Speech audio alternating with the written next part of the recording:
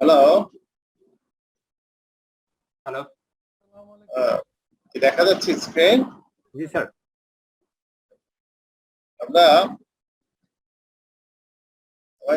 PowerPoint slide কেন জানি open হচ্ছে না। আমরা বইতে চলে গেলাম। এখানে macro and micro economic influence on the firm, আমাদের এই জিনিসটা একটু আলোচনা করতে চাই।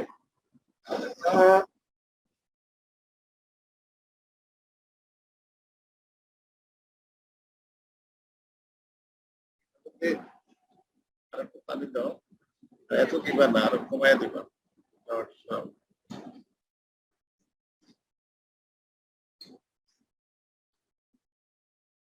এখানে আমরা তো জানি আসলে ইকোনমিক্সের দুইটা অংশ, একটা ম্যাক্রো আর একটা হচ্ছে মাইক্রো। সো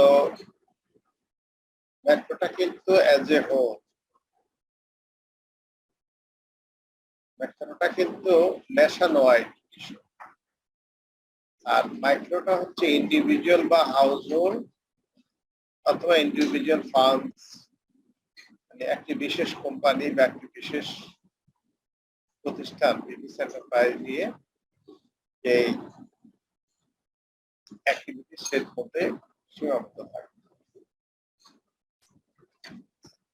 এই জন্য আমরা যখন ম্যাক্রো ইকোনমিক এনভায়রনমেন্টের কথা বলি, এই জিনিসটা আমরা আরেকটা রিভিউ করছি, যদিও প্রশ্নতে করেছিলাম, but specific macro economic environment বলতে আমরা এখানে বোঝাচ্ছি যে broad economic aggregate all together, সোজা কথা যেটা বলা হচ্ছে, এখানে ইন্ডিভিজুয়াল ডিসিশনটাও কিন্তু কালেকটিভ ওয়েতে এই ম্যাক্রো এনভায়রনমেন্টের মধ্যে চলে আসে। এখন এখানে কি কি জিনিস ইনক্লুডেড হয়, ছেড়ে দিয়ে ঠান্ডা থাকবে। এখানে একটা জিনিস খেয়াল রাখতে হবে যে কতগুলি ভেরিয়েবলস আছে ম্যাক্রো ইকোনমিক ভেরিয়েবলস, যেগুলি একটা কান্ট্রি বা একটা নেশন এই জিনিসগুলিকে কাউন্ট করতে হবে। যেমন এখানে বলা হচ্ছে employment level, growth rate, inflation rate, external trade patterns, যেটা আমরা ব্যালেন্স অফ পেমেন্ট বা ইম্পোর্ট এক্সপোর্ট বুঝাইছি, আমরা আলোচনা করেছি, and the overall level and pattern of economic activity, এবং সামগ্রিকভাবে একটি দেশের অর্থনৈতিক কার্যক্রম। ফর এক্সাম্পল ইনফ্লেশন, এটা কি ধরনের ভেরিয়েবল? এটা হচ্ছে এমন একটা ভেরিয়েবল যেটা আসলে টাকার মূল্য কমায় দিতে পারে, অথবা যে ইন্ডিভিজুয়াল বায়ার আছে তাদের কিন্তু ক্রয় ক্ষমতা কমায় দিতে পারে। টাকার মূল্য যদি কমে যায় আর মানুষের ক্রয় ক্ষমতাও যদি কমে যায়, তাহলে কি হয়? ইকোনমিতে একটা মন্দাভাব তৈরি হয়, অর্থাৎ ডিমান্ড কমে যায়। ডিমান্ড যদি কমে যায়, অটোমেটিকলি সাপ্লাইও কমে যাবে। তার মানে হলো ইনভেস্টমেন্ট এবং আউটপুটের উপরে এটার একটা প্রভাব পড়ে। কারণ যদি ডিমান্ড সাপ্লাই, ডিমান্ডও কমে যায়, সাপ্লাইও কমে যাবে, সাপ্লাই কমে যাওয়ার অর্থ হলো উৎপাদন কমে যাবে, উৎপাদন কমে যাওয়ার অর্থ হলো ইনভেস্টমেন্টটা কমে যাবে।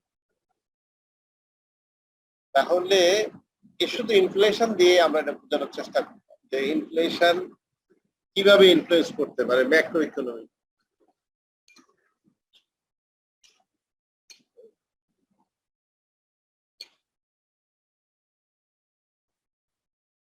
তারপরে হলো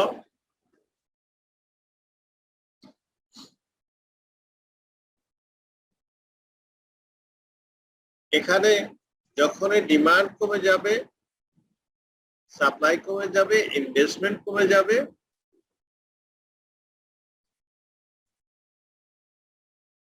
ঠিক একইভাবে অন্যদিকে যেটা হবে সেটা হলো যে যারা সেভিংস করত, যাদের ইনকামের পরে একটা অংশ ব্যয় করে তাদের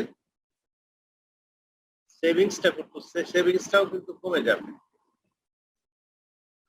এবং সেভিংসটা কমে গেলে শুধু সেভিংস কমবে না, তাদের কনজাম্পশনটাও কমে যাবে। কারণ আগে যদি আমি একজন সাধারণ শ্রমজীবী মানুষ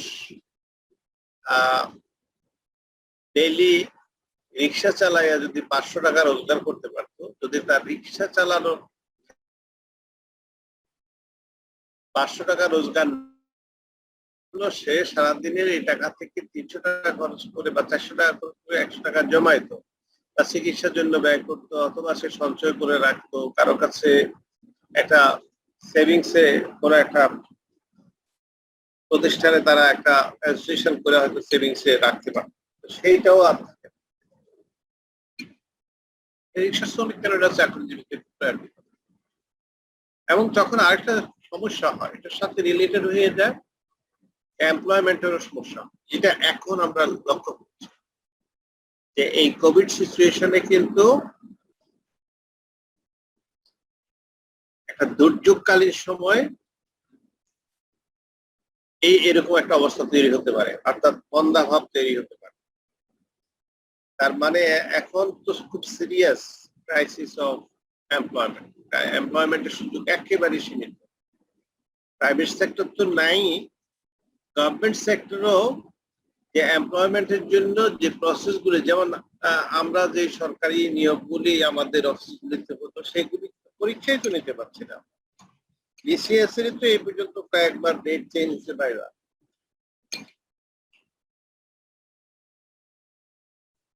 সুতরাং লেবার মার্কেটও কিন্তু এক ধরনের মন্দাভাব তৈরি হয়। সেভিংস যদি কমে যায় তার মানে হলো ব্যাংকের কিন্তু লিকুইডিটিও এক ধরনের সমস্যার মধ্যে পড়ে। ব্যাংকে কিন্তু যথেষ্ট পরিমাণ টাকা জমা থাকে না। বরোয়িং এর জন্য কিছু টাকা হয়তো তারা ধার দিতে পারে বা লোন দিতে পারে বা ইন্ডাস্ট্রিয়াল প্রোডাকশনের জন্য দিতে পারে বা গভর্নমেন্ট নিয়ে খরচ করতে পারে অন্যান্য কোনো কাজের জন্য, কিন্তু সাফিসিয়েন্ট অ্যামাউন্ট সেভিং হিসাবে না আসলে তাদের লিকুইডিটিটাও কিন্তু কমে যায়। সুতরাং এখানে একটা কথা আছে, সেকেন্ড প্যারাগ্রাফ আপনারা যদি লক্ষ্য করেন, এখানে দেখা যায় an important influence within the macroeconomy of business is the democratically elected government which plays a key role in setting objectives of the economy as a whole and can through the use of fiscal and monetary policy have a major impact on both the demand and supply side of business activity. এই যে business activity যেটা আপনার ভারতে এই বইতে আলোচনা করা, তার মানে হলো যদি অটোক্রেটিক গভর্নমেন্ট হয় অথবা মিলিটারি শাসিত সরকার হয় অথবা অন্য কোনো ধরনের সৌর কায়দা যদি ক্ষমতায় আসে, সেক্ষেত্রে তাদের ইচ্ছাধীন তারা যা খুশি তা করতে পারে, সেটা ভিন্ন জিনিস। কিন্তু যখন গণতান্ত্রিক প্রক্রিয়ায় দেশ পরিচালিত হয় তখন কিন্তু সেই সরকারের একটা দায়বদ্ধতা থাকে জনগণের কাছে, এবং সেই দায়বদ্ধতার কারণে জনগণের কাছে তাদের সুফলগুলি পৌঁছে দেওয়ার দায়িত্ব থাকে। এবং এই সুফল অথবা এরকম পরিস্থিতি থেকে উত্তরণ ঘটানোর জন্য তাদের হাতে দুইটা পলিসি মূলত ইয়ার টু ইয়ার মিলে কাজ করে, অর্থাৎ এক বছরের পরে আরেক বছর এই পলিসিগুলি আবার রিভাইজ করে, অথবা মাঝপথেও কিন্তু আপনার 6 মান্থ 3 মান্থ কিন্তু এই ইচ্ছা করলে পলিসিগুলি চেঞ্জ করতে পারে। সেটা হলো ফিসক্যাল এন্ড মনিটারি পলিসি, যেটা আমরা আলোচনা করি। তাহলে ম্যাক্রো ইকোনমিতে আমরা যে ভেরিয়েবল গুলি দেখছি সেই ভেরিয়েবল গুলি মূলত ঠিক মতো ফাংশনিং হচ্ছে কিনা সেটা যদি জনগণ দ্বারা নির্বাচিত সরকারের ক্ষেত্রে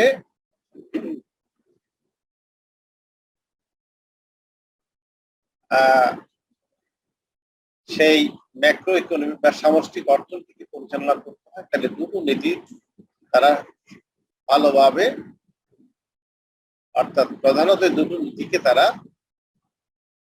গ্রহণ করে, যাতে করে সাপ্লাই এবং demand side of the business active থাকে। একটা ফিসক্যাল পলিসি আর একটা মনিটারি পলিসি। এবং এই দুটো পলিসিটা কি? দুটো পলিসিটা হচ্ছে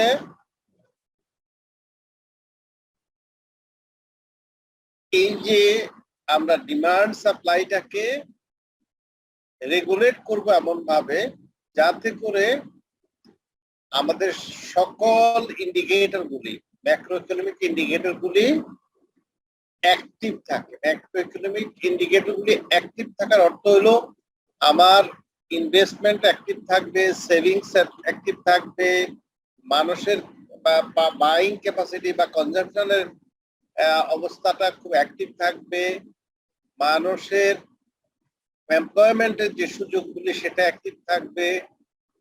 এই জিনিসগুলিকে অ্যাক্টিভ করার, অর্থাৎ এইগুলিকে কার্যকর রূপে তৈরি করে দেওয়া এবং টার্গেটের এরিয়াতে ইন্টারভেনশন গুলি দেওয়া। টার্গেটের এরিয়া বলতে যদি দেখি যে হঠাৎ করে আমি দেখি যে আনএমপ্লয়মেন্টটা বেড়ে যাচ্ছে, তখন আনএমপ্লয়মেন্টের উপরে ফিসক্যাল এবং মনিটারি পলিসির মাধ্যমে সেটাকে অ্যাড্রেস করা, অথবা ইনফ্লেশন যদি বেড়ে যায় তাহলে ইনফ্লেশনটাকে লাগাম টেনে ধরা, অথবা যদি ব্যাংকের লিকুইডিটি কমে যায় তাহলে লিকুইডিটি বাড়ানোর জন্য ব্যবস্থা করা। ইনভেস্টমেন্ট যদি লোকাল ইনভেস্টমেন্ট কমে যায় তাহলে ফরেন ইনভেস্টমেন্ট দিয়ে এটাকে সাপ্লিমেন্ট করা। ইম্পোর্ট এক্সপোর্টের ক্ষেত্রে যদি এক্সপোর্টের পরিমাণ বাড়ানো যায় সেই সুযোগটা তৈরি করে দেওয়া।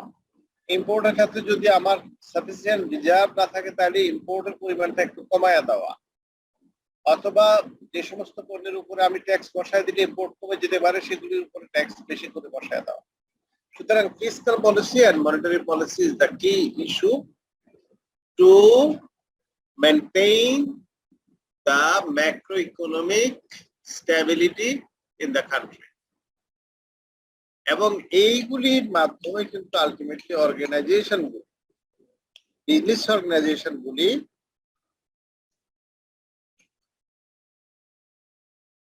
এই টোটাল বা এগ্রিগেট ইকোনমিক ইনফ্লুয়েন্সের কারণে সেই বিজনেস অর্গানাইজেশনগুলি রাইটলি ফাংশনিং করতে পারে। কারণ আমরা যদি একটা মানুষের কথা বলি যে একজন মানুষ, তার মানে হলো তার হাত আছে, পা আছে, মানে স্বাভাবিক মানুষের কথা, তার চোখ আছে, নাক আছে, কান আছে, কথা বলতে পারে, হাঁটতে পারে, বুদ্ধি বিবেক আছে, ইত্যাদি ইত্যাদি। এটাকে যদি আমরা ম্যাক্রো ইকোনমি বলি, তার মানে হলো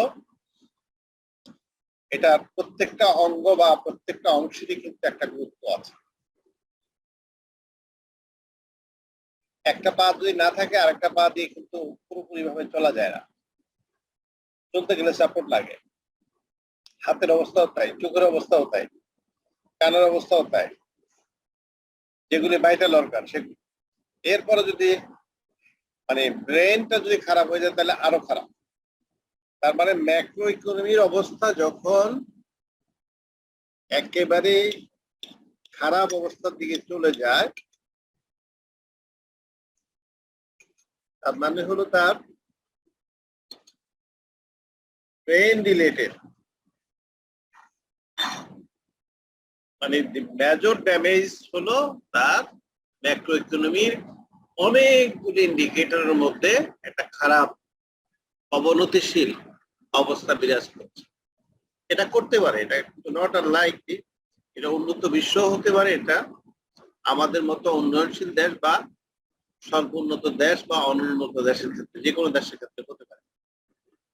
কিন্তু যদি এটা সাময়িক হয় তাহলে কোনো অসুবিধা নাই, যদি এটা দীর্ঘমেয়াদী হয় তাহলে সেক্ষেত্রে sustainability of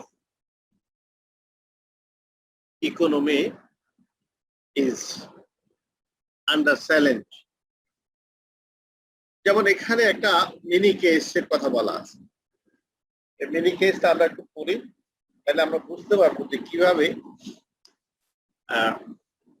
the importance of macroeconomic influence on business prospects is well illustrated by the problems recently experienced by Europe's major car producers, including multinationals such as Ford, General Motors, and Toyota. Also, ইউরোপে এই macro economic সমস্যা দেখা দেওয়ার কারণে বিশেষ করে multinational 3টা কার প্রডিউসারের উদাহরণ এখানে আনা হয়েছে, আরো হয়তো অন্য উদাহরণ আনা যেত, যেহেতু এদের সেলস ভলিউম বা টার্নওভারটা অনেক বেশি, সেই জন্য এদের আনা হয়েছে। এখানে ফোর্ড আছে, জেনারেল মোটরস আছে এবং এখানে টয়োটা আছে, 3টা কোম্পানি। এখন এখানে বলছে they faced with a combination of poor consumer demand, বলো যে ডিমান্ড কমে গেছে, strengthening euro and downward pressure on prices, এবং মূল্যের উপরে একটা প্রভাব পড়ার কারণে এখানে কনজিউমারের ডিমান্ড কমে গেছে। এখন euro car makers have struggled to reach the level of profitability to which they have aspired. তারা যা প্রত্যাশা করছে যে আমরা এই পরিমাণ লাভ করতে পারবো, তারা সেই জায়গায় পৌঁছতে পারছে না। যেহেতু ডিমান্ড কমে গেছে, তার মানে হলো সেল কমে গেছে। সেল কমে যাওয়ার অর্থ হলো তাদের মুনাফা কমে যাওয়া। তারা প্রাইসের উপরে প্রেসার করছে, তারা মূল্য কমাইতে বাধ্য হচ্ছে। মূল্য কমাইতে বাধ্য হচ্ছে কারণ ডিমান্ড যেহেতু কমে গেছে, এটা তো ডিমান্ডের ল অনুযায়ী মূল্য কমাইলে তাহলে সেল বাড়ানো যায়। তারা সেই ধরনের কোনো একটা কৌশলের দিকে যাওয়ার চেষ্টা করেছে। আচ্ছা, তারপরে কি হলো? এখন Volkswagen ফর ইনস্ট্যান্স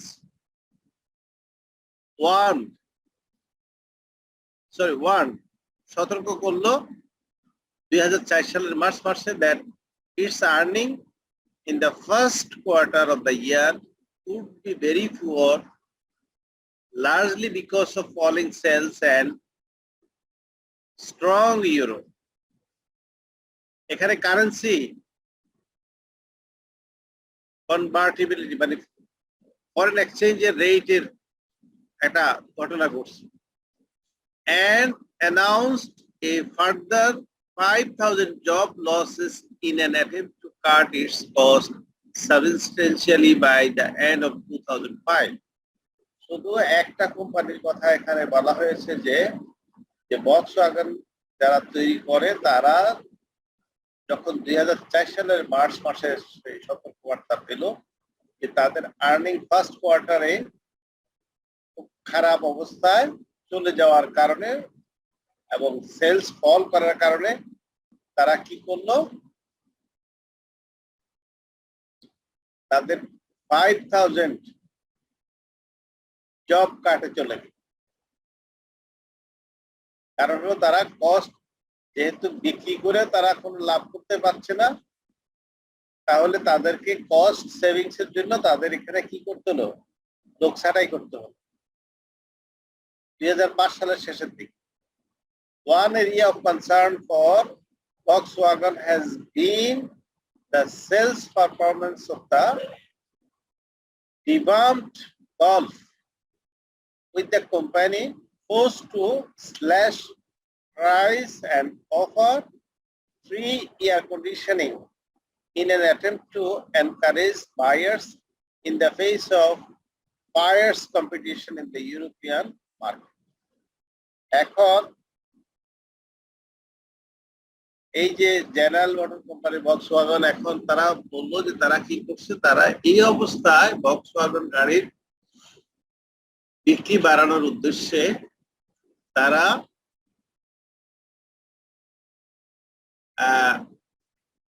মানে গাড়ি কিনলে বিনা পয়সায় একটা এয়ার কন্ডিশন, এটা 1 টন হতে পারে, 1.5 টন হতে পারে, মানে একটা এয়ার কন্ডিশন তারা ফ্রি দিয়ে দিচ্ছে গিফট হিসাবে। হ্যাঁ, যাতে করে বায়াররা উৎসাহী হয় এবং এরাও কম্পিটিশনে মার্কেটে টিকে থাকতে পারে। All is not bad news. However, in 2003, Volkswagen sold more cars in China than it did in Germany, in a market where potential sales number in billions.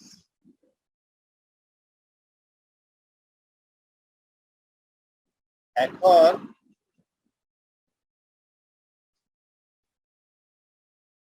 Multinational কোম্পানির ক্ষেত্রে যেহেতু তারা একটা দেশে ব্যবসা করে না, একাধিক দেশে করে, সুতরাং ইউরো যখন স্ট্রং হওয়া শুরু করলো তখন তাদের ডলারের এগেনস্টে ইউরো স্ট্রং যাওয়ার কারণে তাদের মানে ডলার যেহেতু নিচে নেমে যাচ্ছে, তার মানে হলো তার আমেরিকান কোম্পানি হিসাবে তার যে লাভের পরিমাণ, যেমন বাংলাদেশে একজন লোক যদি বিদেশে মাল রপ্তানি করে, যদি ডলারের এগেনস্টে টাকার মূল্য কমে যায়, তার মানে তাকে বেশি টাকা দিয়ে কম ডলার পাচ্ছে। আগে 80 টাকা দিয়ে একটা ডলার পাইতো, এখন সে 90 টাকা দিয়ে একটা ডলার পায়, তার মানে 10 টাকা তার অতিরিক্ত দিয়ে আনতে। তার মানে ডলার স্ট্রং হয়ে গেলে সমস্যা। এখানে ইউরো স্ট্রং হয়ে গেছে, ডলার এখানে ডোমেস্টিক কারেন্সির মতো, ডলার হচ্ছে তাদের ডোমেস্টিক কারেন্সি, সুতরাং তার জন্য এই লাভের পরিমাণটা কমে গেছে। কিন্তু তারা এটা সেট আপ করছে কিভাবে, কিছুটা হলেও সেট আপ করতে পারছে, কারণ 2003 সালে তারা চায়নাতে তাদের জার্মানির তুলনায় তাদের সেখানে আর্নিংসটা বেড়েছিল বিধায় তারা এটাকে সেট আপ করতে পেরেছে। এখন মেসেজটা কি কেস থেকে, যদি চায়না না থাকতো মার্কেট, তার মানে হলো তাদের পটেনশিয়াল মার্কেট হলো জার্মানি। জার্মানিতে যদি তাদের অবস্থা খারাপ হয়ে যেত তাহলে কি হতো? এই যে ডিমান্ডের কারণে, তাদের ডিমান্ড কমে যাওয়ার কারণে তাদের জব কাটে যেতে হতো, অর্থাৎ আনএমপ্লয়মেন্ট তৈরি হতো।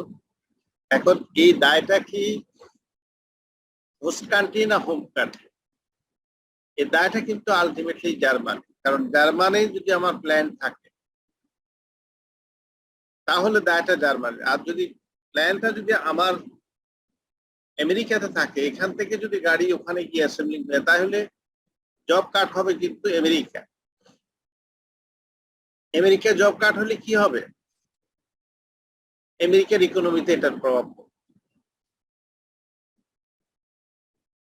তাহলে এখানে একটা প্রশ্ন থাকতে পারে যে এটাকে যদি মেনি কেস হিসাবে, যে give your analysis about the macroeconomic influence on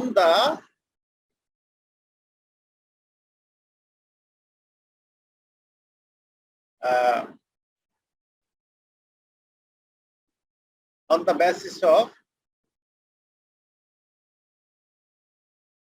foreign exchange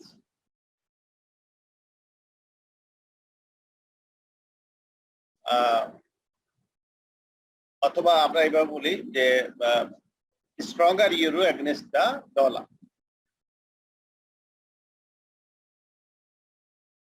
তখন আমাদেরকে এই ব্যাখ্যাগুলি দিতে হবে। এখানে চায়নার উদাহরণ দেওয়াতে হয়তো এখানে তারা একটা সলিউশন দিয়েছে, কিন্তু তখন আমাদেরকে বলতে হতো যদি মাল্টিন্যাশনাল ইয়ে থাকে তাহলে সেক্ষেত্রে অন্য জায়গায় অন্য দেশে যদি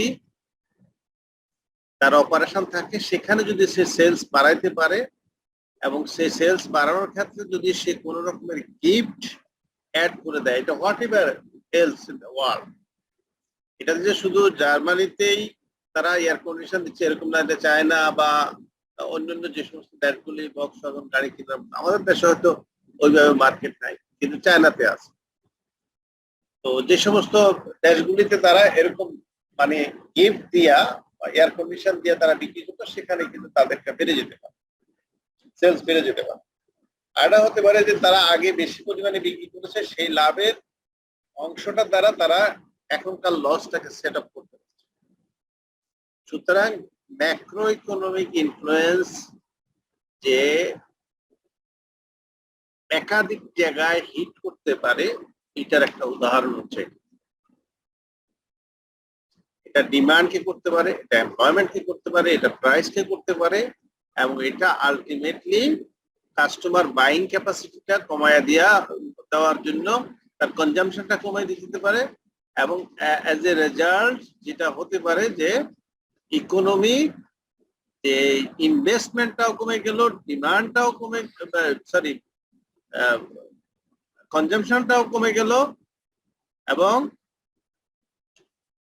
যে যে আনএমপ্লয়মেন্টটাও এমপ্লয়মেন্টটাও কাট করতে হলো, এবং আলটিমেটলি যেটা হলো প্রফিটসটাও কমে গেল। প্রফিটস কমে যাওয়ার অর্থ হলো ওই দেশ কিন্তু তার ট্যাক্স হারাবে।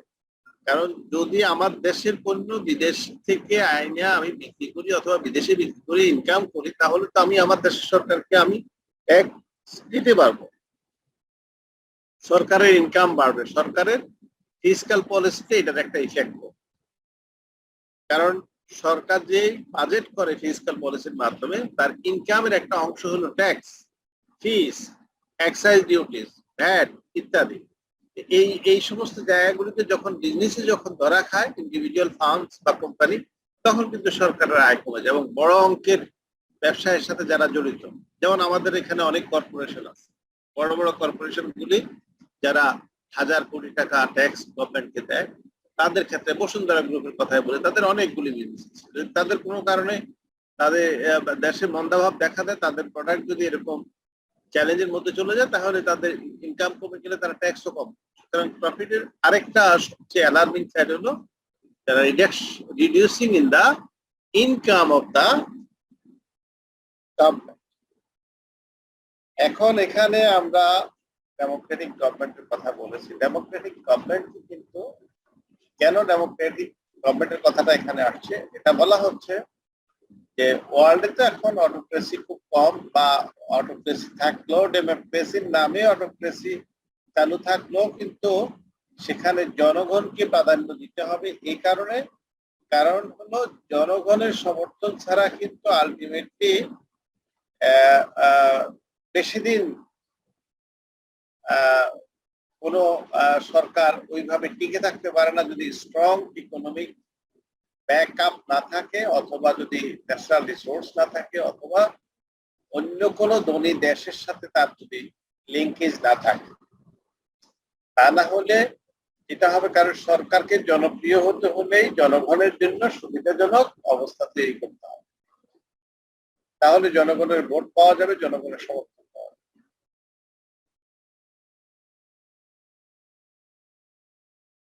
এবং ডেমোক্রেটিক গভর্নমেন্টের ক্ষেত্রে গভর্নেন্স ইস্যুটা সবচেয়ে গুরুত্বপূর্ণ হয়ে যায়।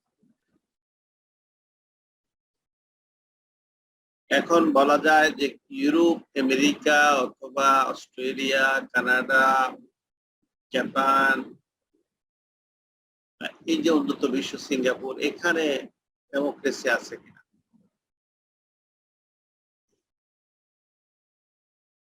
এইটা বিতর্কিত। যেমন চায়নাতে ডেমোক্রেসি কথা বলছে, কিন্তু একজন প্রেসিডেন্ট সারা জীবনের জন্য বানায় ফেলছে। মালয়েশিয়া, আমরা যদি আমাদের এশিয়ার কথা বলি, মালয়েশিয়া তো অনেকটা বলা যায় যে এককভাবে কিন্তু অনেকেই অনেকদিন শাসন করেছে, তারপরে ডেমোক্রেসিতে গেছে, কিন্তু এটা উত্থান পতন হচ্ছে। মালদ্বীপে হচ্ছে, শ্রীলঙ্কাতেও কিন্তু এরকম একটা অস্থিরতা, নেপালে অস্থিরতা, ভারতে কিন্তু রাজ্যগুলি একভাবে শাসিত হয়, কেন্দ্রীয় সরকার আরেকভাবে শাসন করে। একটা কিন্তু অনেক সময় কোল্ড ওয়ার থাকে, মানে কেন্দ্র সরকারের সাথে অনেক সময় রাজ্য সরকারের সাথে, যেটা আমরা পশ্চিমবঙ্গ এবং কেন্দ্র সরকারের সাথে লক্ষ্য করছি। ভুটান ছোট দেশ, সেটা হয়তো অত বড় ইকোনমি না, সেটা নিয়ে আমরা চিন্তা করি না। থাইল্যান্ডও কিন্তু আমরা দেখছি যে ডাউন টাউন হচ্ছে, মানে ওখানে কখনো আর্মি, কখনো রাজা, কখনো মানে সাধারণ গণতান্ত্রিক সরকার, এরকম একটা অবস্থা। তারপরে যদি আমরা পাকিস্তানে দেখি, সেখানে তো আমরা দেখতেই পাচ্ছি যে কি ধরনের, মানে এরা কেউ কাউকে বিশ্বাস করে না। সুপ্রিম কোর্ট, হাইকোর্টের দিকে বিচারপতি, ইয়ে আর্মিরা একদিকে, আবার এদিকে গণতান্ত্রিক সরকার, অর্থাৎ আবার ভিতরে ভিতরে অ্যালায়েন্স করে হলে গণতান্ত্রিক সরকার টিকে, না হলে টিকে না, এরকম। তো এই যে বিষয়গুলি এখানে কিন্তু আসলে গুরুত্বপূর্ণ। পলিটিক্যাল ইকোনমি যেটা বলা হয়, political economy is also important for a country as a. তাহলে ম্যাক্রো ইকোনমিতে আমরা জিনিসটা জানলাম কি, যে এটার অনেকগুলি ইন্ডিকেটরস আছে, ইন্ডিকেটরস গুলি পজিটিভ ডিরেকশনে থাকতে হবে। এটা যদি ডেমোক্রেটিক কান্ট্রি হয়, তাহলে ডেমোক্রেটিক কান্ট্রিতে মানে পলিটিক্যাল ইকোনমিটাকে পজিটিভ ডিরেকশনে নেওয়ার জন্য সরকারের দায়িত্ব, সরকারের উপর দায়িত্ব। এখন সরকার সেক্ষেত্রে পজিটিভ রোল প্লে করতে হবে, যাতে করে নাগরিকরা সুযোগ সুবিধাটা পায়। কারণ নাগরিকরা যদি সুযোগ সুবিধা পায়, তাহলে ডিমান্ড বাড়বে, তাহলে সাপ্লাই বাড়বে, ইনভেস্টমেন্ট বাড়বে, সেভিংস বাড়বে, আনএমপ্লয়মেন্ট কমবে, এবং যারা বাহির থেকে এসে ব্যবসা করবে তারাও সুবিধাজনক থাকবে, যারা ভিতরে ব্যবসা করবে তারাও সুবিধাজনক থাকবে। এবং সেই ক্ষেত্রে আমরা যে এই যে কম্পিটিশন পলিসির কথা বলেছি, ভোক্তা অধিকারের কথা বলেছি, আমরা যে ফেয়ার ট্রেডের কথা বলেছি, এই সব জিনিসগুলি কিন্তু তখন এক্সিস্ট করবে। কারণ হলো যে একটা দেশে যদি গভর্নেন্স সিস্টেম ঠিক মতো কাজ না করে, তাহলে কিন্তু সেখানে কি হবে, ইনইকুয়ালিটি সেখানে ডেভেলপ হবে। কিছু লোকের হাতে অনেক বেশি টাকা জমা হয়ে যাবে, আর কিছু লোকের হাতে অল্প পরিমাণ টাকা থাকবে, তারা কোন রকমে মানে দিনাতিপাত করার মতো একটা অবস্থার মধ্যে চলে যাবে। তাহলে তো যার কাছে বেশি টাকা আছে তার তো খরচ করার একটা লিমিট আছে। যেমন একটা লোক যদি 1 কোটি টাকা বেতন পায়, সে এটা খরচ করবে কোথায়? খরচ করলেও তো সে ভোগ করার মতো সামর্থ্য থাকতে হবে, সে তো নদীতে ফেলে দেওয়ার জন্য ভোগ করবে না। So that this is the way মানে to establish the governance through the democratic system, otherwise not. কারণ অটোক্রেসি বা অন্য যদি একনায়ক হয়, তাহলে হবে কি, ওই যে এরকম কিছু লোকের হাতে সব সম্পদ, বা করাপশনের মাধ্যমে হোক, অথবা ট্যাক্স না দিয়ে হোক, অথবা অন্য কোনো প্রক্রিয়া হোক, তার কাছে কিন্তু সম্পদ পুঞ্জীভূত হয়ে যাবে। তখন কিন্তু আর প্রপার ডিস্ট্রিবিউশন হবে না, ইকোনমিক্স এবং ওয়েলফেয়ারটা তখন ব্যালেন্সিং হবে। এই জন্য macro economy is very very important for the national in the point of the national context. কারণ এটা ন্যাশনাল কনটেক্সট মানেই তো government has to take this responsibility. এরপরে যদি আমরা আসি, এই একটা উদাহরণ আমরা এখানে দেখলাম যে প্রাইস চেঞ্জের কারণে, সরি, ডলার প্রাইস পরিবর্তনের কারণে এগেইনস্ট দ্য ইউরো কি ধরনের করতে পারে। তারপর হলো যে মাইক্রো ইকোনমি।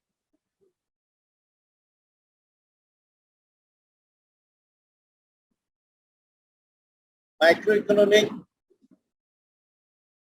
ইনফ্লুয়েন্সে আমাদের যে ইকোনমিক এনভায়রনমেন্টের উপরে কিভাবে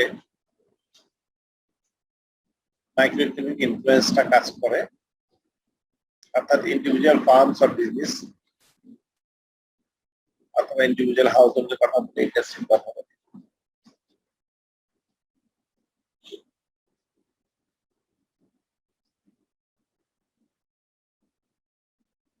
এখানে বলা হয়েছে microeconomic influences are those which operate at the level of individual business organisation or within the market or industry in which a firm operates.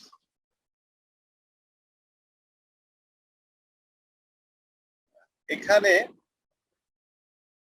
for most amongst those would be the influence of suppliers, customers, competitors, encapsulated in Porter's model of the 5 forces affecting firms in competitive market. এখানে পোর্টার্স মডেলটাকে এখানে নিয়ে আসা হচ্ছে। এখানে বলা হচ্ছে যে আসলে মাইক্রো ইকোনমিক হচ্ছে এরকম একটা বিষয় যেখানে সরি এখানে বলা হচ্ছে যে ইন্ডিভিজুয়াল ইন্ডাস্ট্রি বলতে বোঝানো হয় যেমন জুতা, মানে শুধুমাত্র শো মেকার্স ইন্ডাস্ট্রি, যেটা জুতার কারখানা আছে আমরা, বা যেটা করি লেদার ইন্ডাস্ট্রি, টেক্সটাইল ইন্ডাস্ট্রি হতে পারে, এটা গার্মেন্টস ইন্ডাস্ট্রি হতে পারে, এটা কেমিক্যাল ইন্ডাস্ট্রি হতে পারে, সিমেন্ট ইন্ডাস্ট্রি হতে পারে। অর্থাৎ যারা যারা সিমেন্ট বানায়, যারা যারা কাপড় বানায়, যারা যারা লেদার জাতীয় জিনিসপত্র বানায়, এরকম একটা ইন্ডাস্ট্রি হতে পারে উইদিন দ্য ইন্ডাস্ট্রি। এটা হলো মাইক্রো কনটেক্সট। এখন এখানে বলা হচ্ছে এখানে কারা কারা আছে, এখানে সাপ্লায়াররা আছে, এখানে কাস্টমার আছে, এখানে কম্পিটিটর আছে। এখন আমরা ধরে নিচ্ছি ডিমান্ড ইজ গুড, বাট এখানে সাপ্লায়ার কিন্তু একাধিক হতে পারে। যেমন সিমেন্ট কারখানা, একাধিক সিমেন্ট কারখানা আছে, লেদার বা টেক্সটাইলে একাধিক টেক্সটাইল মিল আছে।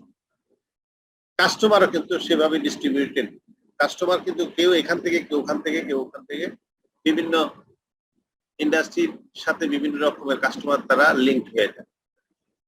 এবং প্রত্যেকটা ইন্ডাস্ট্রির ভিতরে প্রত্যেকটা কোম্পানি একটা একটার সাথে কিন্তু কম্পিটিশনে থাকে।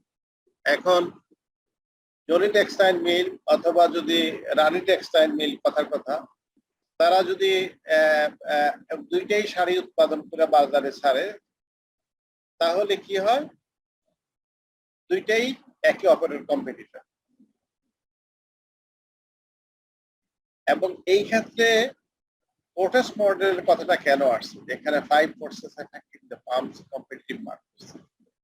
এখানে যে entry barrier, supplier, new entrance, তারপরে এক্সিট, এই যে এই বিষয়গুলি কিন্তু পোর্টাস মডেলে খুব ক্লিয়ারলি এক্সপ্লেইন করে বলে দেওয়া আছে।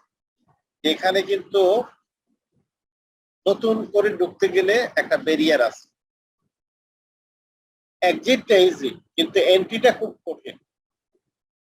আবার এন্ট্রি হলো, কিন্তু কম্পিটিশনে টিকে থাকার জন্য সাস্টেনেবিলিটিটা আবার চ্যালেঞ্জিং হয়ে যায়। আবার সাস্টেন করলো, কিন্তু সেই সাস্টেনেবিলিটির মধ্যে সে যদি নতুন এন্ট্রি হয়, তাহলে তো সেই পুরনো কোনো কাস্টমারকে অন্য জায়গা থেকে তার টিকিট এনে নিয়ে আসে। আমি একটা এলাকায় যদি খাবারের দোকান দেই, কথার কথা, সেখানে যদি আরো 5টা খাবারের দোকান বা ওষুধের দোকান থাকে, আমি যদি ওষুধের দোকান দিই, তাহলে তখন দেখা যাবে যে কিছু কাস্টমার আমার কাছে চলে আসছে, এখান থেকে কিনছে বা খাবার নিচ্ছে। তখন অটোমেটিক্যালি যদি কাস্টমারের সংখ্যা সীমিত থাকে ওই এলাকাটা, লোকালিটিতে, তাহলে সেখানে যদি 10,000 কাস্টমার থাকে, আগে যদি 5টা দোকান থাকে, তাহলে আমি ধরে নেই যে প্রতি দোকানে 2,000 দায়িত্ব, তাহলে আমি একটা 6 নাম্বার অর্থাৎ 6ষ্ঠ দোকান যদি হয়, তাহলে নিশ্চয়ই ওই 2,000 থেকে আরো 2, 4, 5 জন, 10 জন বা 100 জন করে কমে কিন্তু আমার এখানে 1,000 কাস্টমার চলে আসবে। তাহলে আগে 5টি দোকানের কাস্টমার থেকে 1,000 কাস্টমার কিন্তু উল্টো হয়ে গেল। সুতরাং তাদের কনজাম, কারণ এখানে লোকে যা খায় তার চেয়ে বেশি তো আর খায় না, তারা ওই পরিমাণে খায় এবং 3 বেলা খায়। ধরে নিলাম তারা বাড়িতে রান্না করে না, তারা হোটেলে খায়, হোটেল থেকে এখন তাহলে 1,000 কাস্টমার আমার কাছে চলে আসে। সুতরাং তাহলে এক্সিস্টিং যে 5 রেস্টুরেন্ট ছিল, রেস্টুরেন্ট গুলিতে অবধারিত ভাবে 1,000 কাস্টমারের খাবার রান্না আগে যা হতো এখন আর সেটা করার সুযোগ নেই, কারণ ওটা আবার নতুন যে আসছে। এখন এই নতুন লোকটার, নতুন যে দোকানদারটা টিকে থাকার জন্য কঠিন একটা পরিস্থিতির শিকার হয়। কি হয়, হয় ওই 5টা একসাথে হয়ে তাকে মাইর দেওয়ার চেষ্টা করে, অথবা ওই 5টার মধ্যে 5 রকম স্ট্র্যাটেজি তারা সেট করে সেখানে কিন্তু আবার এই 6 নাম্বার নতুন দোকান সহ কিন্তু সেখানে একটা মানে যুদ্ধ, ব্যাটেল, যেটা আমরা বলি যে রাইভালরি, রাইভাল হিসাবে এখানে আবির্ভূত হয়। এই প্রতিযোগিতায় কে টিকতে পারবে, সাস্টেন কে করতে পারবে, অথবা সবাই মিলে ব্যবসা করলে তাহলে তার আগের থেকে মুনাফা কাট ডাউন হয়ে যাবে। এখন এই কাট ডাউন হয়ে গেলে কেউ যদি মনে করে যে তার মুনাফা ধরে রাখতে হবে, তাহলে সে কর্মচারী ছাড়াই করবে, অথবা খাবারের কোয়ালিটি আগের চেয়ে একটু কমায় দিবে, কোনো না কোনো একটা জায়গায় তাকে তার মানে হলো মাইক্রো ইকোনমিক কন্ডিশনে কিন্তু যে মার্কেটের সাপ্লায়ার, কাস্টমার এবং কম্পিটিটরদের মধ্যে যে এই রিলেশনটা, সেটাকে কিন্তু রিভাইজড হয়ে যায়, এবং এই রিভাইজড হওয়াটা কিন্তু এগ্রিগেট ইকোনমিতে এক ধরনের প্রভাব পড়ে, অর্থাৎ ম্যাক্রো ইকোনমিতে একটা প্রভাব পড়ে। তো এখানে যে জিনিসটা খুব ইম্পর্টেন্ট সেটা হলো যে ঠিক আছে, ভালো কথা, কারণ 6টা যদি টিকে থাকতে পারলো ভালো কথা, কিন্তু 6টা থেকে 6 শপস থেকে কিন্তু মুনাফার পরিমাণ ভাগাভাগি হয়ে কমে যাবে, অথবা এখানে যেটা হবে কেউ একজন শেষ পর্যন্ত আর টিকতে পারবে। হ্যাঁ, এমন হতে পারে যে তার হয়তো দায় বেশি ছিল, এখন তার মুনাফার মার্জিনাল অবস্থায় চলে যাওয়ার কারণে দীর্ঘ সময় আর টিকে থাকা, তাকে এক্সিট দিকে চলে যেতে হতে পারে। সো মাইক্রো ইকোনমিক কন্ডিশনসটা কিন্তু আলটিমেটলি ইন্ডিভিজুয়ালকে এখানে এফেক্ট করবে। এখানে কিন্তু গভর্নমেন্টের কিছু করার নাই। গভর্নমেন্টের করার এটুকু আছে, গভর্নমেন্টের কাছে লাইসেন্স চাবে, লাইসেন্স যদি সরকার মনে করে যে না এখানে 5টা ব্যবসা আছে, আরো একটা ব্যবসা প্রতিষ্ঠানকে আমরা লাইসেন্স দিতে পারি, there is no way to refuse, আমি লাইসেন্স দিতে হবে। আচ্ছা, তারপরেও কিন্তু এখানে একটা কথা থেকে যায় যে সব সময় কিন্তু সরকার এটা করবে কিনা, যে আমি যদি আরো 2টা বা 3টা প্রতিষ্ঠানকে অনুমতি দেই, তাহলে আসলে ওই মাইক্রো ইকোনমিক কন্ডিশনসটা, হারমোনিটা সেখানে থাকবে কিনা, বা সেটা এনভায়রনমেন্টটা ফেভারেবল থাকবে কিনা। আমি এটার জন্য একটা ছোট্ট উদাহরণ দেই, সেটা হলো নেদারল্যান্ডে রকল কোম্পানি আমি ইন্সপেকশন করতে গেলাম। আমরা আমাদের একটা গ্রুপ কেস হিসেবে আমাদেরকে ওখানে নিয়ে যাওয়া হলো আমার এমবিএ প্রোগ্রামে। তো রকল কোম্পানি হলো মানে পাথর দিয়ে উল বানায়। প্রথম তো এটা শুনেই আমি অবাক হয়ে গেলাম, কি বলে, কি পাথর দিয়ে উল বানায়, আবার কিরকম কোম্পানি।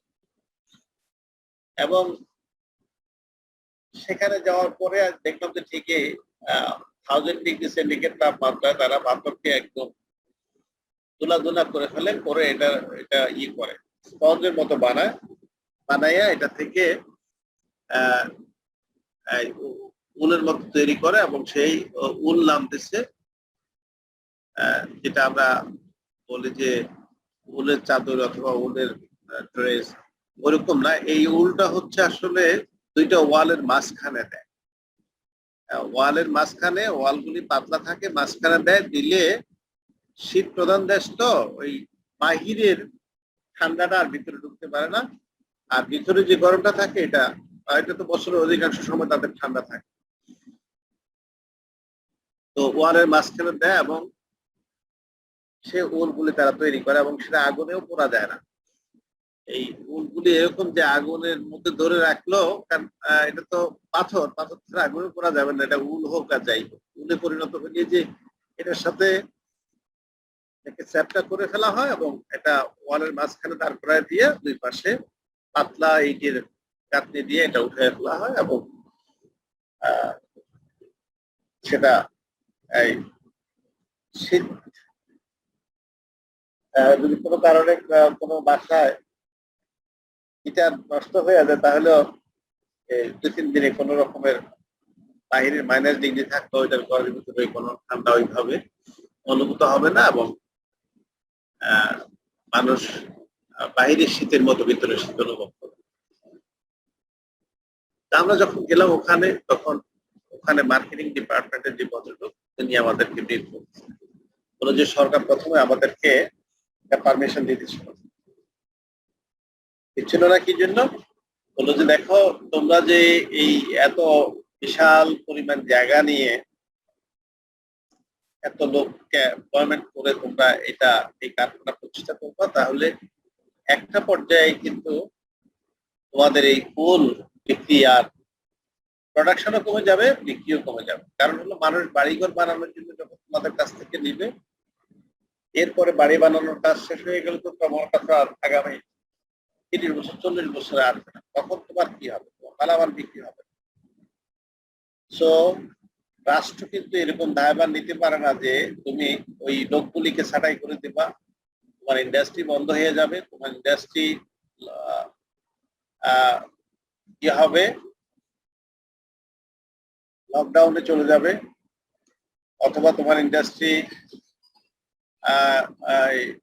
লস করবে এবং সে লসের জন্য গভর্নমেন্টকে তোমরা ট্যাক্স দিবে না। এগুলি তাহলে কি করবা? এগুলি আগে তোমাদেরকে স্টাডি করে আমাদেরকে রিপোর্ট দিতে হবে। কারণ হলো এই জিনিসগুলি যদি তোমরা দেখাইতে পারো যে এইটা তুমি কন্টিনিউয়াস প্রোডাকশন করে কন্টিনিউয়াস সেলের মধ্যে থাকতে পারবা, এটা বাহিরে রপ্তানি করতে পারবা, এবং তোমার কত পরিমাণ বাহির থেকে তুমি ইম্পোর্ট করলে তোমার প্রাইস এবং আমার যেই ট্যাক্স দিবা সেই সেলস বা প্রফিটের উপরে, সেটা আমাকে হিসাব করে বুঝাই দিতে হবে। তারপরে বললো যে আমরা থরো ফিজিবিলিটি স্টাডি করলাম, করে আমরা ইউরোপের মধ্যে অন্যান্য দেশে আমাদেরকে বায়ারদের মতামত নিলাম যে তারা এটা কিনতে রাজি কিনা, এবং কি পরিমাণ কত হাজার বায়ারের উপরে আমরা জরিপ চালালাম এবং তাদের ভিউজটা কি, সে রেজাল্ট নিয়ে এসে অ্যানালাইজ করে গভর্নমেন্টকে বোঝানোর পরে গভর্নমেন্ট পাবলিশ হলো, তখন আমাদেরকে পারমিশন। এবং আমাদের আলটিমেটলি আমরা জানি যে একটা সাইকেল বেসিসে এই দেশের মধ্যে তো নতুন নতুন হাউজিং হচ্ছে, পুরাতন বিল্ডিং ডেমলিশ হচ্ছে, এই পরিমাণ কত, এগুলি ইকোনমিক লাইফের একটা মানে আমরা মুভিং অ্যাভারেজ করে আমরা ওখান থেকে বের করে নিয়ে আসছি। এবং বাইরের কোন কোন দেশগুলিতে, কারণ এগুলি তো জাহাজে করেই করতে হবে, এটা তো বিমানে করে আর এক্সপোর্ট করা যাবে না, কার্গো বিমানে তো আর এটাকে ক্যারি করা যাবে না। সুতরাং ওয়াটার ওয়েজে আমার এগুলি রপ্তানি করতে হবে। সব কিছু মিলে তখন আমাদের গভর্নমেন্ট পারমিশন। আলটিমেটলি যদিও আমাদের দেশে এরকম কোনো কন্ট্রোল মেকানিজম নাই যে যেখান দিয়ে পারতেছে দোকান একটা খুলে বসেছে, ওষুধের দোকান অথবা ওই যে ইলেকট্রনিক্সের দোকান অথবা নানান রকম দোকানে খুলতেছে, মানে যার যা খুশি। কোনো ঠিক আছে এই রোতে যাব এখানে শুধুমাত্র ইলেকট্রনিক্স পাবো, এই রোতে যাব এখানে শুধু কাপড়টা পাবো, এই রোতে যাব এখানে শুধু স্বর্ণের দোকান পাবো। এখন হলো যে এটা স্ক্যাটার হয়ে গেছে, এমন হয়ে গেছে যে এটা আসলে রেগুলেটেড প্রসেসের মধ্যে আর ওইভাবে নাই, যার কারণে মাইক্রো ইকোনমিক কনটেক্সটে এই জিনিসগুলি ভালো না। কারণ আমি গভর্নমেন্ট হিসাবে বা রেগুলেটর হিসাবে আমাকে খেয়াল রাখতে হবে যে আমি আনহেলদি কম্পিটিশন তৈরি হওয়ার মতো একটা পরিস্থিতি ইকোনমিতে তৈরি হোক, এটা আমি হতে দিতে চাই না, দেওয়া উচিত না। যেখানে যত্র খাবার দোকান হবে, এটা যেরকম হেলথ হ্যাজার্ডের জন্য বিপজ্জনক, তেমনি এটা কম্পিটিটরস যে একে অপরের সাথে কম্পিটিশন করবে, তখন কিন্তু ওই যে পচা মাংস বাসি খাবার যা আছে সব বিষয়ে কিন্তু বিক্রি করা শুরু করে। সো বিদেশিরা কিন্তু এটা এম্বার্গো দিয়ে রাখে, ওরা বলে যে না, এর চেয়ে বেশি প্রতিষ্ঠানকে পারমিশন দেওয়া যাবে না, কারণ আমি একটা শহরের টোটাল জনগোষ্ঠী এতজন, সুতরাং ডিস্ট্রিবিউশন অনুযায়ী, অথবা যদি আমি একটা লোকালিটিকে আমরা কাউন্টের মধ্যে নেই যে ঠিক আছে এই ধানমন্ডি এলাকাটাকে আমরা টোটাল একটা এর মধ্যে নিই, তাহলে এখানে এতগুলি এই ধরনের সব, এতগুলি নাপিতের দোকান, এতগুলি কাপড়ের দোকান, এতগুলি স্বর্ণের দোকান, এতগুলি খাবার দোকান, এর চেয়ে বেশি আর দেওয়া হবে, এবং সেগুলি ক্লাসিফাইড ফর্মে থাকবে। তাহলে কিন্তু আর কোনো ঝামেলা নাই। এই দিকে যাচ্ছি তো এখানে হাসপাতাল আছে, হাসপাতালের আশেপাশে ওষুধের দোকান আছে, কিন্তু ওষুধের দোকান যত্র করা যাবে না। এটা হচ্ছে মাইক্রো ইকোনমিক ডিসিপ্লিনের জন্য খুব ইম্পর্টেন্ট। আদারওয়াইজ কিন্তু মার্কেটকে কন্ট্রোল করা যায়। মার্কেটকে কন্ট্রোল করা না গেলে যেটা হয় সেটা হলো যে সাপ্লায়ার, কাস্টমার এবং কম্পিটিটরদের মধ্যে একটা আনহোলি কম্পিটিশন তৈরি হয়। আনহোলি কম্পিটিশনের কারণে আলটিমেটলি ভোগান্তির শিকার হয় কনজিউমার। কারণ হলো সেখানে রেগুলেটরস এন্ড গভর্নেন্স যখন রাইটলি বা প্রপারলি অ্যাক্টিভ থাকে না, তখন কিন্তু এটা তো স্বাভাবিক। যদি কোন এলাকার মানুষ মানে একটু সভ্যতা থেকে ডেভিয়েট করে যায়, তাহলে সেখানে পুলিশ ছাড়া তাদেরকে যদি নজরবন্দি করে রাখতে হয় তাহলে সম্ভব না। তারা মারামারি লাগবে, সেখানে দর্শন হবে, সেখানে মারামারি হবে, সেখানে জায়গা সম্পত্তি, সেখানে বাড়িঘর, সেখানে সহায় সম্পত্তি, সেখানে নারী, সেখানে বিভিন্ন ধরনের দাঙ্গা তৈরি হয়ে কিন্তু পরিস্থিতি প্রতিকূল অবস্থার মধ্যে চলে যায়। তো সেই জন্য মাইক্রো ইকোনমিক কন্ডিশনে এটা বিজনেস হোক অথবা অন্য ধরনের, এখানে যদি আমরা mainly we are concern hear about the business issue বা ইকোনমিক ইস্যু, এখানে আমাদেরকে খেয়াল রাখতে হবে যে ইকোনমিক অ্যাক্টিভিটিস গুলি যাতে প্রপারলি রেগুলেটেড হয়, সেই জন্য মাইক্রো ইকোনমিক কন্ডিশনও কিন্তু গভর্নেন্স ইস্যুটা ইম্পর্টেন্ট। এবং সেখানে তারপরেও আমি ধরে নিচ্ছি 5টি দোকানে আছে, কিন্তু 5টি দোকান কি সব সময় একই গতিতে রেল লাইনের মতো চলবে না।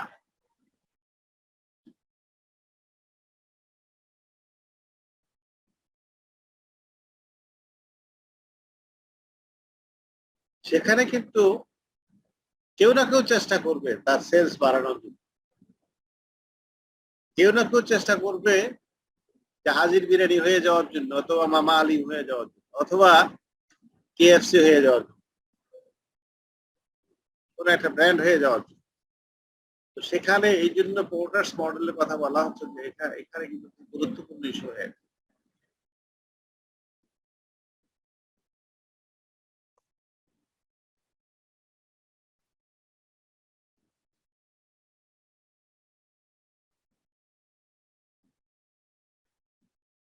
এখানে আমরা একটা কম্পিটিশনের কেস এখানে পাচ্ছি, যদিও এটা খুব বড় কেস। এটা আপনারা একটু দেখে নেবেন যে কিভাবে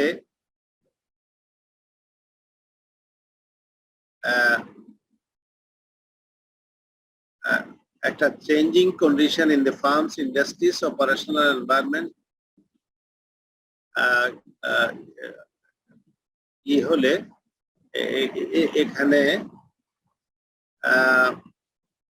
চেঞ্জ হলে কি হয়, মানে কম্পিটিশন অবস্থা, এই কম্পিটিশনের ধরনটা কিভাবে একটা আর একটার সাথে লিঙ্কড হয়ে কি করতে পারে। মানে মাইক্রো ইকোনমিক চেঞ্জ বলতে এখানে কম্পিটিশন কিভাবে একটা কোম্পানি আর একটা কোম্পানির সাথে ডিফিট দেয়, অথবা যেটাকে বলা হয় যে ওভারকাম করে, বা তার অবস্থান অন্য প্রতিযোগীর থেকে সে স্ট্রঙ্গার করে তুলতে পারে। এখন এই যে ম্যাক্রো এবং মাইক্রো ইকোনমিক কন্ডিশনের কথা বললাম, এর মধ্যে বেসিক কিছু বিষয় আছে।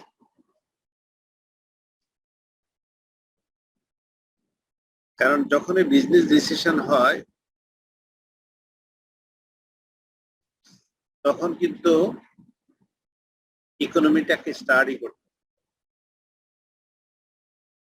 এবং ইকোনমি স্টাডি করতে হলে কিছু কি কনসেপ্টের সাথে ইকোনমিস্ট যারা আছে তারা এই নলেজ, ওই বিষয়গুলির উপরে তাদের নলেজটাকে তারা, মানে সেই বিষয়গুলিতে তাদের জ্ঞান বা তাদের যে আমরা যেটা বলি যে তাদের কনসেপচুয়াল আইডিয়াস গুলিকে তারা ডেভেলপ করতে হয়, এবং এই সংক্রান্ত ইনফরমেশন গুলি কালেক্ট করতে হয়, এগুলি অ্যানালাইসিস করতে হয় এবং এগুলি কন্টিনিউয়াসলি মনিটর করে তারপরে প্রতিদিন কিন্তু তাকে ডিসিশন তার ঠিক মতো হচ্ছে কিনা সেটাকে ফলো আপ করতে। যেমন এখানে ইকোনমিক্সে যে একটা কথা আছে, স্ক্যারসিটি অফ চয়েস, আমি ইচ্ছা করলেও কিন্তু আমার মূলধনের পরিমাণ বাড়াইতে পারি না।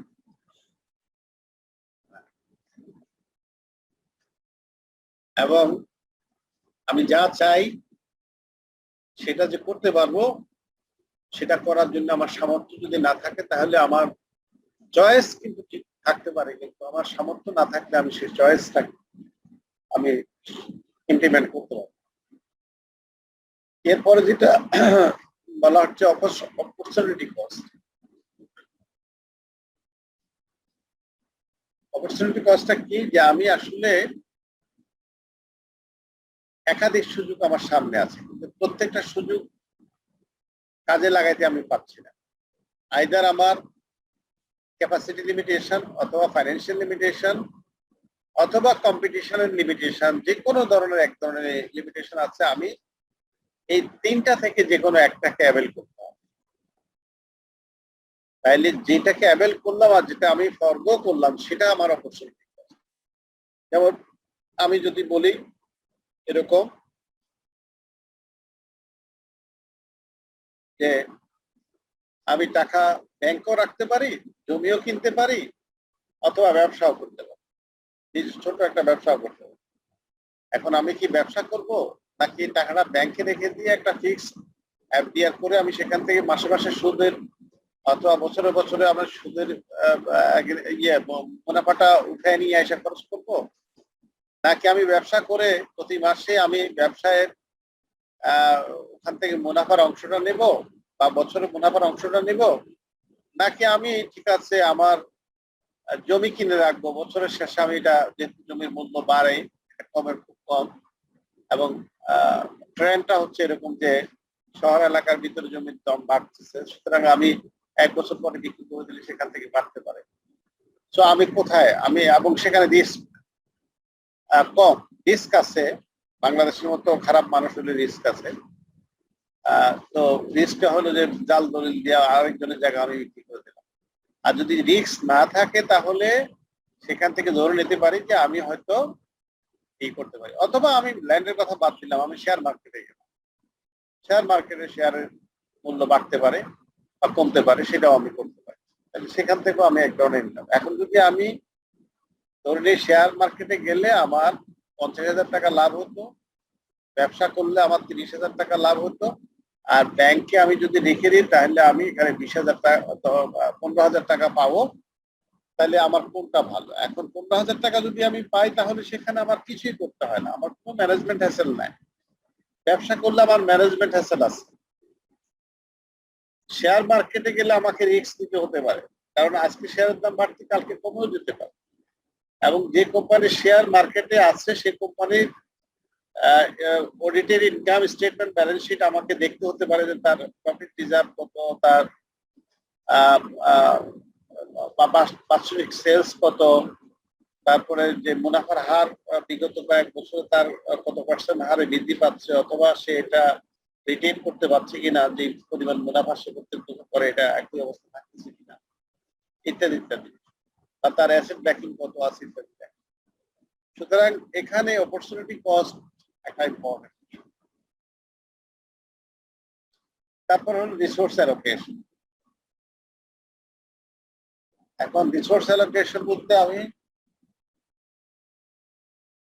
এখানে মূলত এই রিসোর্স গুলিকে আসলে আমি কোথায় কোথায়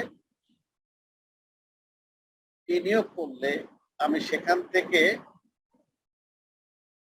আমি তো রিস্ক মিনিমাইজ করতে হবে। যে কিছুক্ষণ আগে যে উদাহরণটা দিলাম যে চায়নাতে অপারেশন থাকার কারণে কিন্তু ভক্সওয়াগন জার্মানিতে ফেল করাতে চায়নাতে তারা এয়ার কন্ডিশন ফ্রি দিয়ে তারা কিন্তু লাভবান হয়ে গেছে। এখন আমাকে কিন্তু এরকম করতে হবে পোর্টফোলিও ম্যানেজমেন্টের মতো, অর্থাৎ আমি এক জায়গায় যদি আমার কোনো কারণে এক ধরনের বিজনেসে যদি একটা প্রোডাক্টে যদি আমি ব্যবসা করি তাহলে আমার আর চয়েস থাকে না। একাধিক প্রোডাক্ট থাকে, তাহলে একটা সমস্যা হলে আরেকটা প্রোডাক্ট আমি মার্কেটে বিক্রি করে সেখান থেকে কিন্তু আমি সেট আপ করতে পারি। আমার ব্যবসা কিন্তু অ্যাজ এ হোল কর্পোরেশনে আমার ফার্নিচার ব্যবসা আছে, আমার সফট ড্রিঙ্কস এর ব্যবসা আছে, আমার হয়তোবা কেমিক্যালস এর ব্যবসা আছে, আমার যে পেইন্ট বা আমার ওই যে কোকারেজের ব্যবসা আছে। আমি অন্য একটা ইয়ে থেকে কিন্তু আমি এটাকে ই করতে পারি। আমার ইনভেস্টমেন্ট ডাইভার্সিফিকেশন সেরকম যদি। আর হচ্ছে ফার্ম ইকোনমিতে, ফার্মস এর যেটা একটা উদাহরণ দিলাম আমরা, যে একটা ইন্ডাস্ট্রি করলো যে রকম কোম্পানি, আসলে এই ধরনের ফার্মস গুলি গভর্নমেন্ট কতগুলি দিবে, কয়জনকে কি বলে এই পারমিশন দিবে এবং কতগুলি থাকা উচিত একটা ইকোনমিতে, এবং সেগুলিতে যদি আমরা যত্রতত্র ভাবে খোলার সুযোগ মানুষ পেয়ে যায়, তাহলে সমস্যা যেটা হয় সেটা হলো যে আনরেগুলেটেড ইকোনমি, যেটাকে বলা হয় যে ইনফর্মাল ইকোনমি, শ্যাডো ইকোনমি, নানান রকম নাম দেয়, বা এটাকে বলা হয় যে যেই সমস্ত ইকোনমিতে অনেকগুলি ব্যবসা প্রতিষ্ঠান বা ইকোনমিক অ্যাক্টিভিটি আসলে ফর্মাল প্রসেসের মধ্যে নাই, অর্থাৎ তাদের ব্যাংক অ্যাকাউন্ট খোলা, তারপরে তাদের টিন থাকা, তারপরে ট্রেড লাইসেন্স থাকা, তারপরে তারা বছরে একটা রিটার্ন সাবমিট করা, এরকম কিন্তু বাংলাদেশে অহরহ ব্যবসা প্রতিষ্ঠান আছে, ছোট ছোট মাইক্রো এন্টারপ্রাইজেস আছে, এসএমএস আছে, যাদের আসলে এই জিনিসগুলি রেগুলেশনের মধ্যে নাই। তাহলে ফার্মস শুধু হলে হবে না, কারণ হলো যদি না এটা রেগুলেটরি ফ্রেমের মধ্যে না আসে, তাহলে কিন্তু সেখানে গভর্নমেন্টের জন্য লস এবং কনজিউমারের জন্য লস, এবং এট দ্য সেম টাইম যারা এই ব্যবসা করে তাদের জন্য কারণ হলো তারা কিন্তু জানে না how many competitors they are facing everyday. এখন যদি আমরা ধানমন্ডি থেকে মোহাম্মদপুর পর্যন্ত এই এলাকাটাকে একটা লোকেশন ধরি, তাহলে এখানে কতগুলি ওষুধের দোকান আছে, কি পরিমাণ ওষুধ এখানে বেচা কেনা হচ্ছে, আমরা শুধু এইটুকু এরিয়ার মধ্যে আমরা যদি এটা স্টক টেকিং নেই, তাহলে আমরা বুঝতে পারবো যে আসলে এইখানে কম্পিটিশনটা কেমন, এবং এখানে সবাই আসলে সরকারের নিয়ম কানুন মেনে ওই যে মডেল ফার্মেসির মতো যেটা আমরা বলি, যে এখানে আসলে ফার্মাসিস্ট দিয়ে বিক্রি হচ্ছে কিনা, এখানে নকল ওষুধ, ভেজাল ওষুধ বিক্রি হচ্ছে কিনা, এখানে এক্সপায়ার্ড ডেটের ওষুধ আছে কিনা, এখানে ওষুধের বাহিরে অন্য কোনো মাদক দ্রব্য বিক্রি হচ্ছে কিনা, অনেক কিছু ব্যাপার স্যাপার। সুতরাং যখনই আনরেগুলেটেড কোনো বিজনেস থাকে বা ফার্মস থাকে, তখন সেটা খারাপ হয়, তখন ম্যানেজমেন্ট কন্ট্রোল থাকে না, ম্যানেজারিয়াল কন্ট্রোলটা থাকে না, গভর্নমেন্টের হাতে ইকোনমিক কন্ট্রোলটা থাকে, সেটা একটা ইম্পর্টেন্ট। তারপরে হচ্ছে মার্কেট। এখন মার্কেট হলো ডোমেস্টিক মার্কেট এবং ইন্টারন্যাশনাল মার্কেট, এবং মার্কেটটা কিন্তু বিভিন্ন জায়গায় ভাগ হয়ে যায়। এজ গ্রুপ অনুযায়ী মার্কেট, তারপরে হচ্ছে কাস্টমারের ইনকাম লেভেল অনুযায়ী মার্কেট, তারপরে হচ্ছে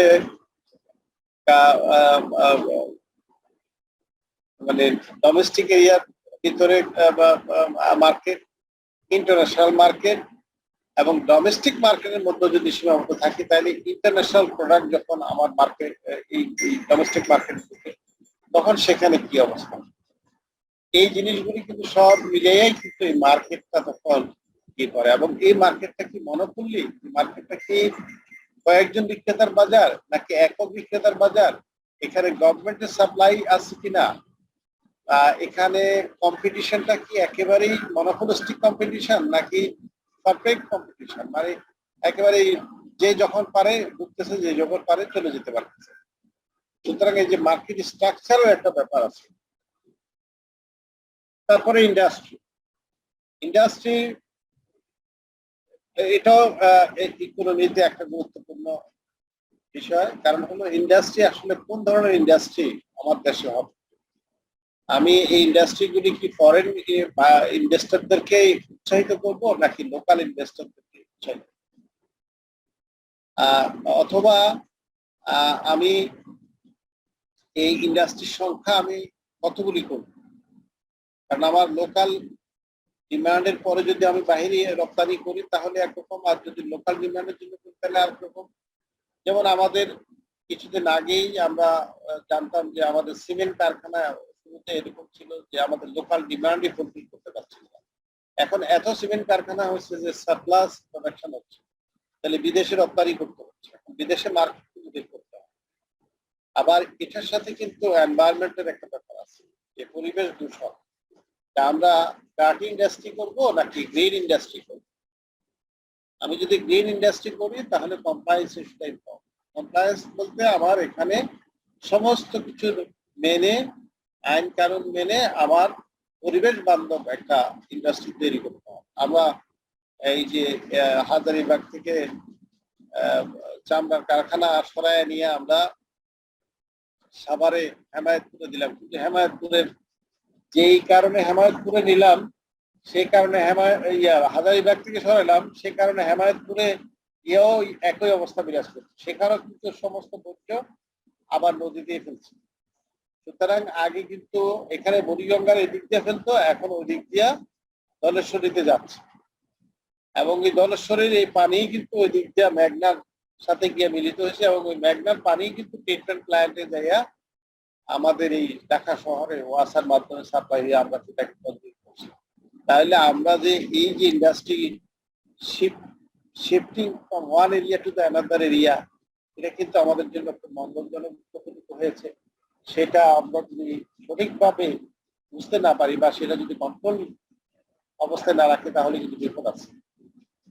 কারণ পৃথিবীতে প্রতি বছরে 26 বিলিয়ন টন শুধু গার্মেন্টস সেক্টর থেকে যে সমস্ত বর্জ্য বের হয়, সলিড ওয়েস্ট বের হয়, সেগুলি কিন্তু পানিতে মিশে যাচ্ছে নদী, সাগর, মহাসাগরের মধ্যে। তো এই জন্য ইন্ডাস্ট্রিগুলি করার সময় আমাদের অনেক খেয়াল করতে হবে। কারণ আমরা যেটা বলি যে ট্রিটমেন্ট প্ল্যান্ট থাকতে হবে প্রত্যেকটা ইন্ডাস্ট্রিতে। এখানে তরল বর্জ্য এবং কঠিন বর্জ্য যেটা মানে solid waste and liquid waste যেটা বের হয়, এগুলি কিন্তু সঠিকভাবে আবার পরিশোধন করতে হবে ট্রিটমেন্ট প্ল্যান্টের মাধ্যমে। আদারওয়াইজ এখান থেকে যে পরিবেশ দূষণজনিত বর্জ্য বের হবে, এগুলি কিন্তু মারাত্মক রোগ এবং মানুষের শারীরিক ক্ষতির জন্য বড় কারণ হয়ে যেতে পারে। কারণ হলো ইয়েতে আমি নরসিংদীতে গেলাম, একটা দুধ মিল কারখানার নাম না বলাই ভালো। তো আমি দুধ মিলের বিভিন্ন লাইন আমি ভিজিট করলাম, করার পরে সেখানে তো মাছ টাছ করে করতে হয়, হিউজ ডাস্ট। কিন্তু আমি দেখলাম যে যারা কাজ করে they don't care about using the mask. তারা বলে যে আপনারা নতুন আসছেন এই জন্য আপনাদের কাছে খারাপ লাগে, আমরা থাকতে থাকতে আমাদের অসুবিধা। আসলে কিন্তু সবাই একবার রুগী হয়ে দেখা করছে। পরে আমি ওদের ট্রিটমেন্ট প্ল্যান দেখতে গেলাম, তো বললো যে এটা আগে ছিল না। আমরা ইউরোপিয়ান মার্কেট যখন বললাম, আমাদের এই চটের জিনিসপত্র বা ওই যে সৌদি আরবে কিছু মার্কেট থাকে তারা ওখান থেকে দিয়ে গেছে, রপ্তানি করে। বললো যে আমরা ওরা আসার পরে ওরা ভিজিট করছে, তারা বলছে যে তোমরা ট্রিটমেন্ট প্ল্যান তৈরি করো, না হলে মডেলটা নিব।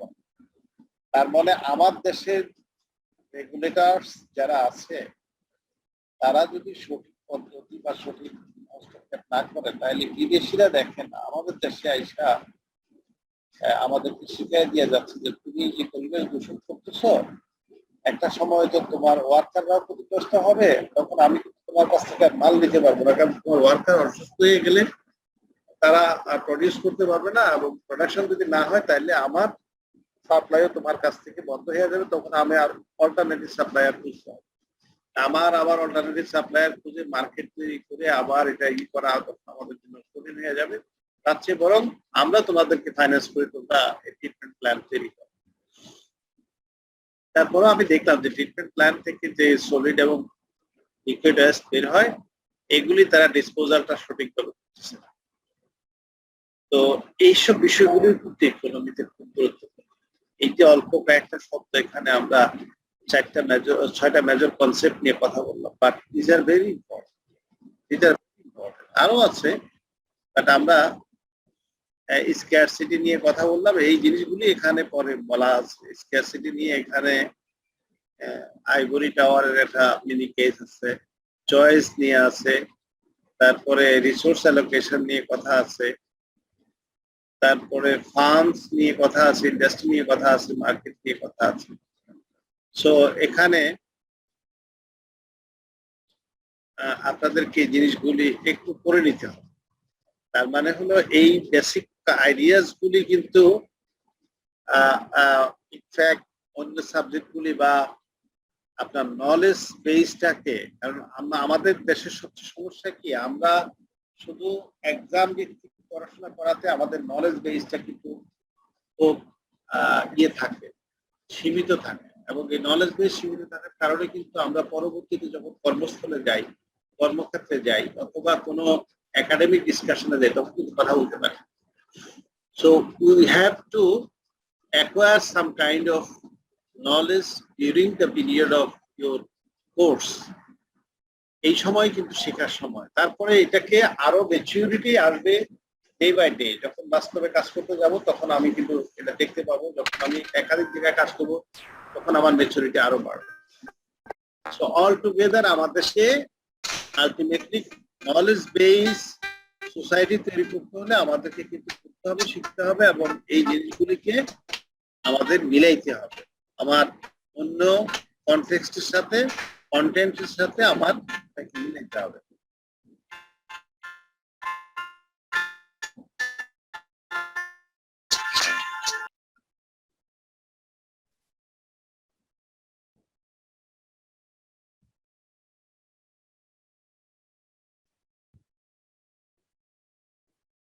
এখানে অপরচুনিটি কস্টের একটা উদাহরণ দেওয়া আছে। যদি পরীক্ষায় কেউ শর্ট নোট আসে তাহলে ইচ্ছে করলে আপনারা এগুলি পসিবিলিটি কার্ড দিয়ে এটা বুঝাইতে পারেন। আর এখানে একটা ইন্টারেস্টিং জিনিসটা কালকে বলেছিলাম যে স্কারসিটি, চয়েস এন্ড রিসোর্স অ্যালোকেশনের মধ্যে একটা লিঙ্কেজ আছে। ইকোনমিতে সবচেয়ে বড় জিনিস হলো যে সম্পদ সীমিত, আমাদের এই সীমিত সম্পদকে বা এই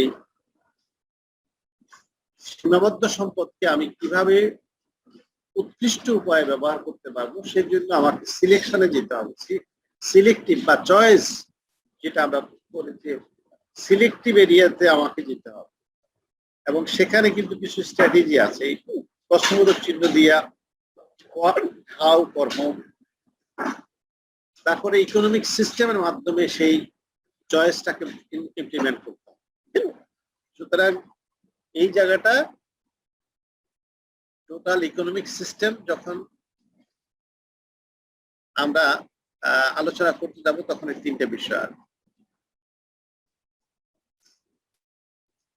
এখানে দেখেন system of the resource allocation by the state and the market, by the free market. আমি যে রিসোর্স অ্যালোকেশনের কথাটা বলেছিলাম কিছুক্ষণ আগে, যে আমি কোন কোন জায়গায় করবো, এখন এই করাটা কিন্তু ওই যে ডেমোক্রেটিক গভর্নমেন্টের কথা বললাম, আবার বললাম যে ডেমোক্রেটিক গভর্নমেন্ট আছে কিন্তু তারা সব জায়গায় হাত সবকিছুকে কন্ট্রোল করতে পারে না, কিছু কিছু মার্কেটের উপরে ছেড়ে দিতে হবে। হ্যাঁ, তো মিক্সড ইকোনমি যেটা, আর একটা হলো ফ্রি মার্কেট ইকোনমি। আমরা এই তিনটে ইকোনমি, আমরা যদিও ফর্মাল ইনফর্মাল ইকোনমি প্রথমে বলি, তারপরে কিন্তু ultimately planned economy, mixed economy এবং মার্কেট ইকোনমি, এই তিনটা ইকোনমির মাধ্যমে কিন্তু সারা বিশ্বের এই যে অর্থনৈতিক কর্মকাণ্ড বা রিসোর্স অ্যালোকেশন এটা হচ্ছে।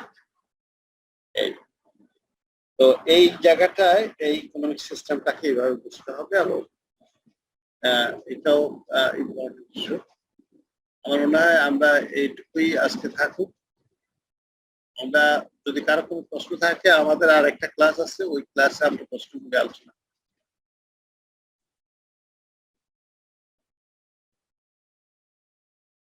আজকে তো কার কোনো প্রশ্ন নাই আছে?